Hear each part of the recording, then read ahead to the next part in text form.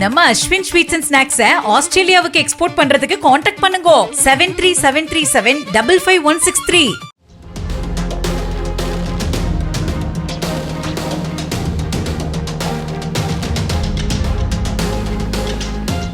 கள்ளக்குறிச்சி மாவட்டம் உளுந்தூர்பேட்டை அருகே தனது பாட்டி வீட்டிற்கு வந்திருந்த 7 வயது சிறுமியை தனியே அழைத்துச் சென்று தாக்கி பாலியல் வன்கொடுமை செய்த அதே பகுதியைச் சேர்ந்த 16 வயது சிறுவனை போலீசார் போக்சோ சட்டத்தின் கீழ் கைது செய்தனர்.